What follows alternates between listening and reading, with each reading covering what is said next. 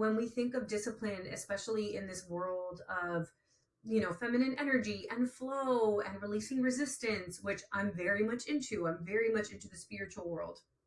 But discipline does not mean hustle. It means that you honor your word. It means that you trust yourself. Welcome to the Chingona Revolution podcast, where we will bring out your inner badass Latina, overcome self-doubt, help you gain clarity, and pave your own path, all while leading with courage. I am your host, Latina coach and speaker, Erica Cruz.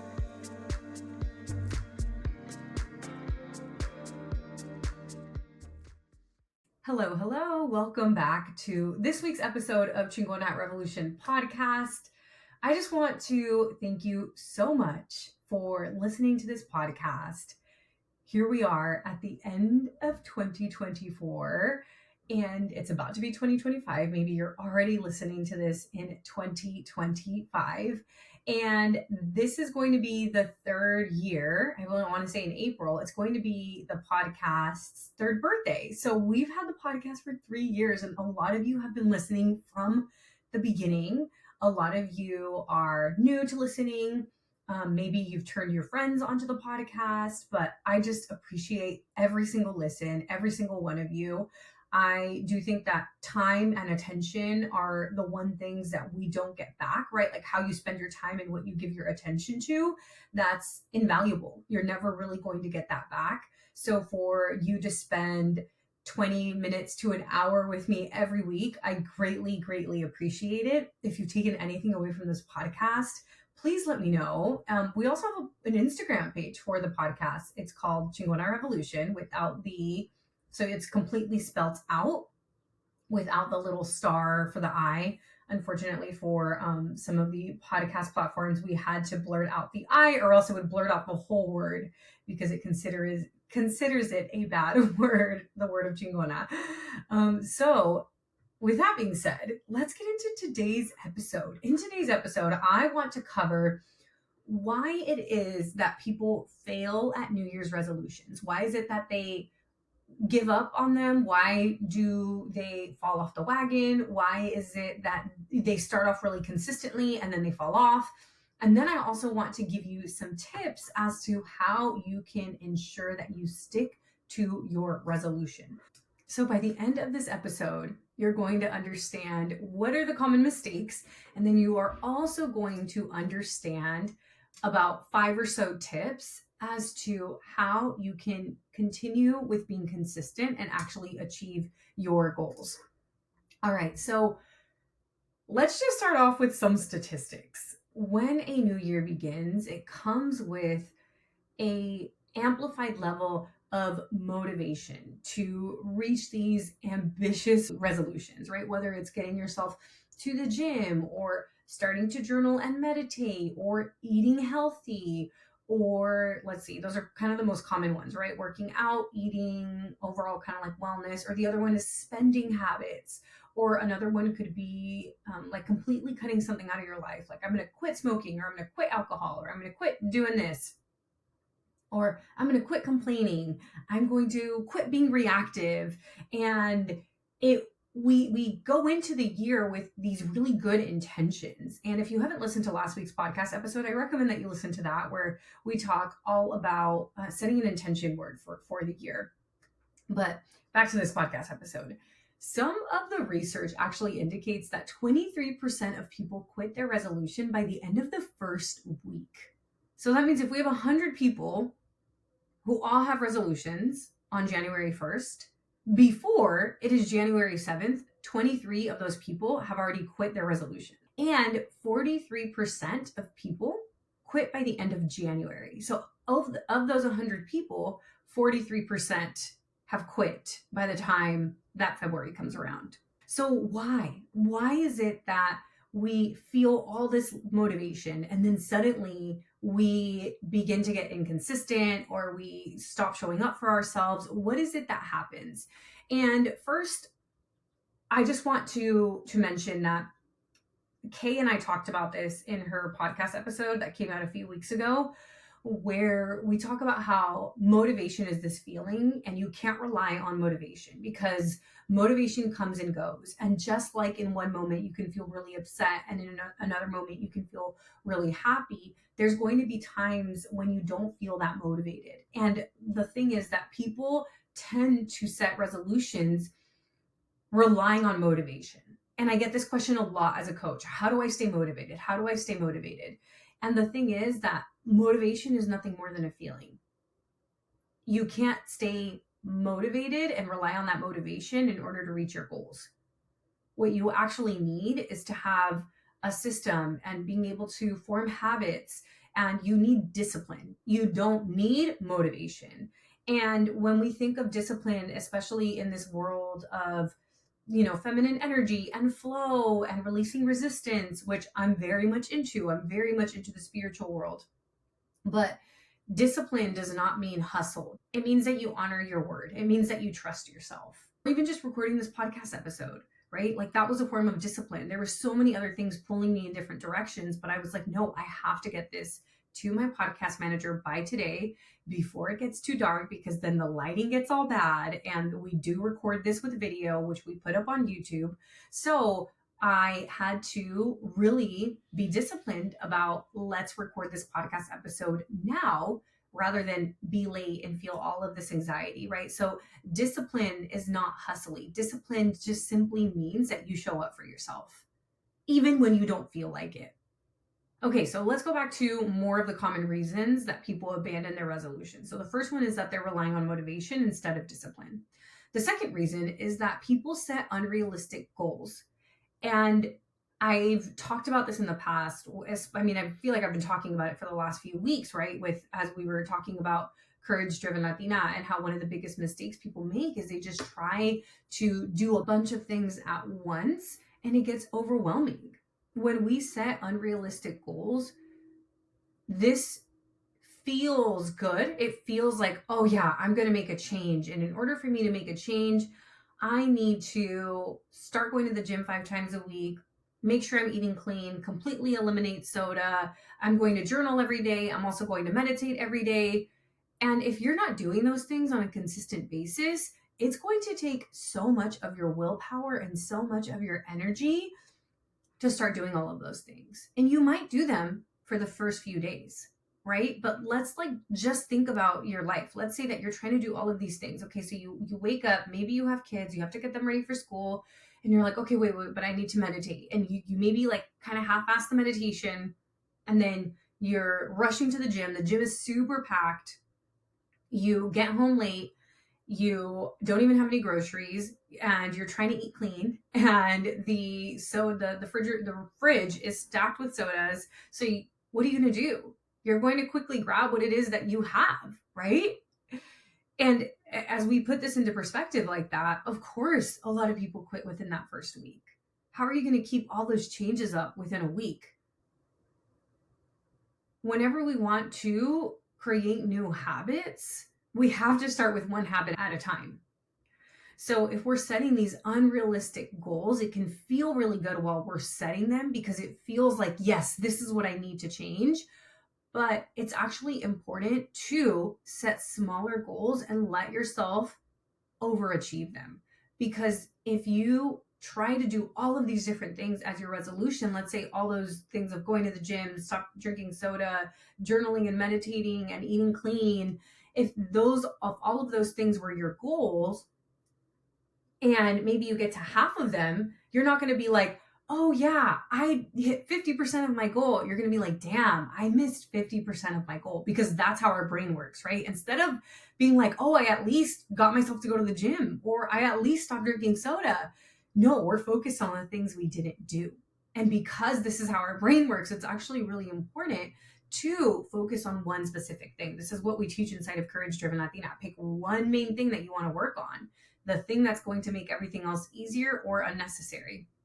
And as we think about that same circumstance, maybe the goal is simply getting yourself to the gym, right? It's not even the meal prepping. It's not even the soda thing. If you just get yourself to go to the gym, however many times a week you want to go to the gym, well, guess what? You're probably going to drink more water because you're working out more. which means you're naturally going to drink less soda. And just work on that first before you add something else. So, again, the reasons thus far that people abandon their resolutions are that they are relying on motivation instead of discipline. They are setting unrealistic goals. And then the third one is lack of specificity. So, whenever we aren't clear about what it is that we want to do and creating actionable steps as to how we're going to do it, you're just going to be lost, right? Like if you say, oh, I'm just going to work out more, what does work out more look like? How many times are you going to go to the gym? What are you going to do when you're at the gym? Are you going to try a kickboxing class? Are you going to try yoga? Or if you say, I want to complain less in the next year, well, what does it mean to complain less? Does that mean you're going to react differently whenever your partner or your kids or your friends say something to you? Are you going to practice meditation? Like, how are you going to do it? What is the action that you're going to do? And if you're inside Courage Driven Latina, I want you to look at the Courage Project Plan and see how all of these different things are already included in your plan to ensure you do not make these mistakes. So you have to be really specific about this resolution of yours, about this goal of yours. And again, the actionable steps. What are you going to do? How are you going to do it? Another one that people say is, oh, I'm just going to eat healthier. What the heck does eat healthier even mean? Right? We have some people saying that, oh, any animal products is unhealthy. And then we have other people saying, no, like soy products are unhealthy. And there's just so much information out there about nutrition and health. Like, what does it mean for you? Does it mean less soda? Does it mean less carbs? Does it mean an anti-inflammatory diet? Does it mean gluten-free? What does it mean for you? Amiga, I hope you're enjoying the show. We are going to get right back to today's episode, but I just had to drop in and check with you. How are you feeling? How are things going? If you find yourself frustrated or maybe shaming yourself because you have not taken the action that you wanted to take, maybe you are just tired of starting and stopping or overthinking or worrying about what your coworkers are going to think about you or your family members are going to think about you if you finally start that project that you've been wanting to start. I just want you to know that I see you. I feel you. I overthought starting my Instagram page for 2 years before I actually started it. So I get it. I totally understand.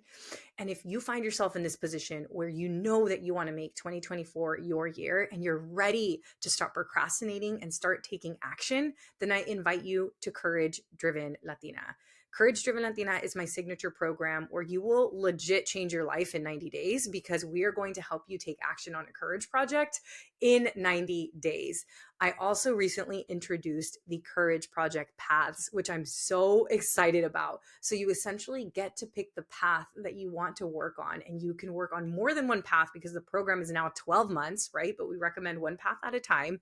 And I'm so excited about these paths because we have a confidence courage project path. So if you want to speak up in your relationships or maybe speak up at work, this would be the perfect path for you. Or if you just want to establish more self-trust. The second path we have is the content creation courage project path. So this is perfect for you if you want to create an Instagram page, a TikTok account, or perhaps you are ready to launch your own podcast. We even have a whole podcast course inside of Courage Driven Latina. The third path is the career courage project path. So if you know that you want to be at the director level or the VP level, or maybe you're ready to change your job to a different job, then this would be the perfect path for you. Maybe you're like, you know what, entrepreneurship is cool, but it's not really for me. I really want to be a boss ass mommy. Then this is going to be the path for you. And last but not least, we have the Chingona CEO path. So if you know that you want to be an entrepreneur and you know you want to start your business, whether it's a coaching business or a physical business, if you want to sell a product, then this is the perfect path for you. Again, because this program is now 12 months, you can work on more than one path. Join the waitlist for Courage Driven Latina by going to the link down below in the show notes, because when you join the waitlist, you are going to be the first to know when we open doors, and you may even get some early access. So ensure that you join the waitlist. I cannot wait to work with you. We have some incredible women in this program, and the fact that it's now a year long, we've already seen so much transformation. I can't wait to work with you. Let's get back to the show, and don't forget to join the waitlist. All right, the next reason that people abandon their resolutions is that they aren't doing the work to monitor their progress. So the thing is that we can see where we are right now, and then we can see the end goal that we want to get to. But if we're not tracking the progress that we have made along the way, it can feel like we're not really making much progress because you, as a human being, are living your life every single day. You're not noticing the little micro changes that occur. I remember seeing a video on TikTok back in like 2020 or 2021 about progress and how it can feel really slow. And they use the example of toilet paper or a paper towel roll, and how every day they're just kind of like taking a sheet off of the paper towel roll, and it doesn't seem like much is happening. But then, next thing you know, a few minutes later, after pulling off one sheet of the paper towel, it's suddenly a lot smaller. And that's the same with our progress in life. It can feel like we're not making much advancement. And if you're not tracking your progress, like how many cups of water you drink, or how many times you went to the gym this week, or maybe you're only looking at the scale and you're not considering, okay, well, I lost body fat or I increased muscle mass, which weighs the same, right? Are you able to actually track the progress that you're making? Because you won't be able to see it unless you intentionally begin to track it. So that is the fourth reason: absence of tracking. So, like, not keeping track of your progress. And then that doesn't allow you to celebrate your achievements as you go. And then that's when we get into the all or nothing mentality of like, oh, I'm never going to lose the weight, or I'm always just going to be this way. I'm always going to be reactive with my kids. I'm always going to be impatient. I'm always going to feel insecure. And none of that's true, right? We have to go through the journey and the process, but it's important for us to track how we are doing along the way. Number 5. So, another reason why we abandon our resolutions is because we aren't forming habits. So, if you are attempting drastic changes without integrating them into your daily routines, it's just not going to stick, right? We have to think about habit formation. And how are habits formed? Well, I'm pretty sure I recommended this the last time I did a similar episode about making changes in our lives. Specifically, I think it was around New Year's resolutions. I recommended the book Atomic Habits. Highly, highly recommend that book. It is an actionable book about habit formation. And in the book, I mean, I haven't read it actually in a long time. I should probably reread it myself. But if I can remember some of the key points from the book, they talk about how it takes about 90 days to form a habit. And when you are trying to form a bunch of different habits at the same time, it can be overwhelming. But there is actually a process and a science around habit formation. And it helps you pick which habits you want to change. But the thing is that once you start doing something as a habit, you no longer have to think about it. So let's say that you want to drink more water, you want to go to the gym, you want to start eating cleaner, and you also want to start doing like meal prepping. Like, you want to make it a habit to meal prep. Well, maybe one of the first habits that you begin to form is just going to the gym 5 times a week. And that just becomes the thing you do, right? You no longer have to think about it, just like you don't have to think about getting a cup of tea or a cup of coffee in the morning, or just like you don't have to think about snoozing your alarm, right? I mean, that's definitely one of my habits. I snooze at least once. And I'm at peace with it because I have been able to kind of accommodate my life for that, right? If it's not like I'm running late to things. Actually, that's a lie. If my kickboxing instructor is listening to this, she's like, "Girl, you are always running in a minute or two late." So, but I'm at peace with that. That's not something that I feel super inspired to change at this moment. But let's say that you are in this place, right, where you want to just have a healthier 2025 or a more disciplined 2025. That's one of the things I am working on. I am working on more discipline.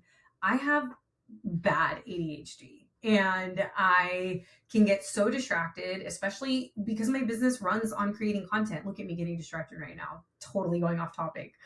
And because a lot of my work is to create content, sometimes I can get stuck in consuming content. So that is one of the things I'm really working on for the next year. Anyway, back to habit formation. If I was in your shoes and I wanted to drink water, work out, eat better, begin to do meal prep, eliminate soda, I would just start with one of those things and form it as a habit. So that could be, as I mentioned, getting to the gym, or maybe just drinking more water. Like maybe that is the habit. And you can form a habit. Again, I highly recommend the book, but you form a habit by making it really easy to achieve that habit. So let's say that we're sticking with the gym one first. Well, the night before, let's say you want to go to the gym in the morning, the night before you pick out what you're going to wear, you decide what gym you're going to, and what, just pick one, honestly, but I go to a few different gyms. So decide what you're going to work on when you're at the gym, or what class you're going to attend, and make all of those decisions ahead of time so that you make it really easy for you to do it the next day. And once that becomes second nature, then you can add another habit, such as, okay, now let's eliminate soda. And how are we going to do that? Let's make it really easy. Let's make it really easy to eliminate soda and really hard to drink soda. I remember watching this video when I think I was in community college, and they were taught, I don't even know what this class was about, but I remember this video specifically where they had done this research where there was an office assistant. So she sat at the front desk of this office. It was some type of medical office, like either chiropractor or like dental office, something like that. Probably not a dental office, because they did this test where they had a jar of Hershey Kisses, and one of the days they had it right by her desk. So the jar of Hershey Kisses was on the desk where she sat and greeted people. And what they found was that she ate significantly more Hershey's Kisses when they were on her desk versus when they put them on the other side of the room and she had to stand up and walk to go get them on the other side of the room. And that's a perfect example of how, in one circumstance, they made eating the Hershey's Kisses easy. And then in another circumstance, they just put them a little bit further away, right? It wasn't that difficult. It wasn't like they locked them away in a box. But even that difference was fundamental in the results that she had and how many Hershey Kisses she had. And in that same video, they talked about how when you go to a buffet, if you sit closer to the food, you're more likely to get up more times. So just knowing this when it comes to habit formation, if you're looking to eliminate one thing from your life, make it really difficult to get to that thing. So for example, I had a client who was like watching TV all the time, and I was like, unplug the television, like simply unplug the television. Make it hard for you where you were going to have to like go plug it in and like do all these other things. And then another client, I think we were talking about, she wanted to drink less. And I was like, simply get rid of all the alcohol in your house. Make it difficult for you to just open the fridge and grab something to drink. And then make what you want easier. So let's say you want to stop drinking soda, get rid of the soda in your fridge and put sparkling water in there instead, or put whatever it is that you do want to be able to drink in there instead. So for habit formation, my tip for you, which I've just rambled on about, is that you should make it really difficult for yourself to do the habit you don't want to do. And then the other thing is, we can't eliminate habits. That's another thing from the book. It's like all coming back to me now. But you can't eliminate habits. You can only replace habits. So let's say that you want to stop drinking soda. You're not just going to stop drinking. You have to replace it with something. Because I want to say the other book was called The Power of Habit by Charles Duhigg. I also read that one. And so actually these books do not conflict with one another. The Power of Habit, it's more about the research of how a habit works. And what they found in that book is that every habit has a cue, a routine, and a reward. So a cue is what almost like reminds you of, okay, we have to go do this habit. I'm going to give you some examples because I think it makes more sense if I give you the examples. And then the routine is you doing the habit, and then the reward is how you feel after. So let's just use the soda example because it's easy. So the cue is, I'm thirsty, I want something to drink, or I'm craving something. So that cue in your mind inspires you the routine, which is to get up, go to the fridge, grab the drink the drink. And then the reward is, okay, cool, I feel complete, I drink something. So we can't replace the cue, right? We're still going to have the urge to go drink something. So we have to replace the routine. And that routine would be putting sparkling water in the fridge instead of soda, for example. But Anyway, these two books, The Power of Habit and Atomic Habits, I had to go turn around to say the book. Yes, Atomic Habits are really good, and they complement one another because, again, The Power of Habits more about the research and what goes on in the brain, and it's a very interesting book. If you're just looking for the practicalities, like what's the strategy to change a habit, then I recommend Atomic Habits. That one's more practical. It's more like how can you apply it to your actual life. That one's a little bit more self-helpy and overall a good book. Okay, so to recap, the common reasons why we abandon our resolutions are because we're relying on motivation instead of discipline. We are setting unrealistic goals. We lack specificity. We are not tracking our progress, and then we are neglecting habit formation. So those are the 5 reasons that we abandon resolutions. As we went through those different reasons why they're abandoned, I kind of already talked about the things that you could do, but I'm still going to give you a few more strategies so that you can stay consistent. Notice I didn't say strategy so you can stay motivated. You are not going to stay motivated. Be at peace with that. That is okay. So here are some of the strategies to ensure that you can stay consistent. First, you want to set specific and actionable goals. How do you do this? You have to define clear and realistic objectives to create a sense of direction and a sense of accomplishment. You really want to have something specific, right? Like, again, it's not just going to be, I'm going to work out more. I want to be healthier. It has to be, I'm going to go to the gym 5 times a week. 2 of those days, I'm going to do cardio. 3 of those days, I'm going to do weightlifting. I'm just making something up right now, right? Or I'm going to go to the yoga studio that I recently found and I really like. I'm going there 5 times a week. Or not being reactive to my children means anytime I feel triggered, I'm going to make myself go into the bathroom for 30 seconds and breathe, and then I'm allowed to react instead of just reacting, right? So being really specific about what it is that you are going to do. The second strategy is to develop new habits. Again, I highly recommend checking out The Power of Habit, or more importantly, Atomic Habits. Strategy number 3 is to monitor your progress. So track your achievements. See, like, really hype yourself up. That's how you're going to keep up the feeling of excitement and the motivation, even if some days you feel down with motivation. But keeping track of your progress shows you that you are making progress rather than just waiting for the end result, because that's when we get stuck in this like all or nothing mentality.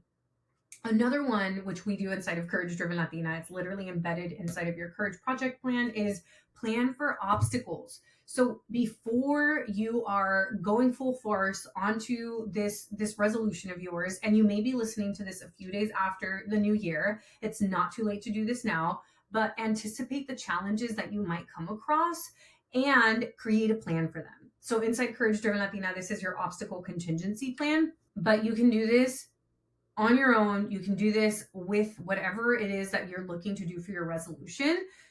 Think about, okay, what is a possible thing that can get in my way, and how do I want to react to it? What is it that I'm going to do? And then last but not least, seek support. Okay, this is also something, if you are in Courage Driven Latina, this is already built into the program, but how can you find somebody to hold you accountable? Like, does somebody in your circle also have the same goal or resolution or intention that you do, and how can you help one another out? How can you pick somebody up when they're feeling down? How can they pick you up when you're feeling down? How can you maybe go to the gym together? Maybe you start going to the new gym together. Accountability is the secret to life, y'all. It really is. Like, being surrounded by a community who gets where you're going is the number one hack in life. The moment that my circle became, I mean, I have an amazing circle and I always have, but my circle wasn't really doing what I was doing. And now my circle's a little bit bigger, or I guess I have multiple circles, right? I have my friends from college. I have my friends from entrepreneurship. I have my family members who are also my friends. I'm talking specifically about my primas. But as soon as I had a circle of entrepreneurial friends, that is what made my business possible. And a bunch of my friends had podcasts before I did, and it was so helpful to be surrounded by them. So find somebody who you can rely on, who they can rely on you, and hold each other accountable. That is how you ensure that you follow through on your New Year's resolutions. That's how you ensure that you don't give up on them. And I know that we're this at the time of this release, it's New Year's Eve, so you're maybe listening to this in the new year. If you want to join us inside of Courage Driven Latina, send me a DM. The doors are closed, but I know it's the beginning of the year. We just closed enrollment a couple of weeks ago. People are killing it inside of this program. If this podcast resonated with you, trust me, the Courage Project framework that we teach you inside of this program includes everything I covered today. We have a whole process for it and more. You will not give up on your goals and dreams inside of this program. In 90 days, you will have your first project completely executed. So send me a DM. We don't have really anything on the website because we're actually not open for enrollment. But if you're listening to this podcast episode and you're like, I don't want 2025 to look the way 2024 did, then join us. I want to make sure that this is the year that you do the things that you say you want to do. This is the year that you build massive self-trust, the year that you build massive confidence, and the year that you do exactly, wait, I already said that. I already said that piece. And the year that you make your dreams a reality, not just in your head, not just in your journal, but those that people can see as well. People can see it outside of you. All right, y'all. Thank you so much. Happy New Year. And I will see you on the podcast next week. Thank you so much for joining me this week. Make sure to visit theericacruz.com. That's Erica with a K, where you can subscribe to the show so you'll never miss an episode. You can help this podcast grow by supporting me with an Apple Podcast rate and review. If you took anything away from this episode, I invite you to take a screenshot and share it on social media so that your favorite badass Latinas can also check it out. Be sure to tag me at the Erica Cruz. That's Erica with a K, because you know I want to see it. If you're ready to join the revolution and be a part of the Courage Driven Latina community, visit couragedrivenlatina.com to get more information and join the waitlist. Thanks again, and I'll see you next week.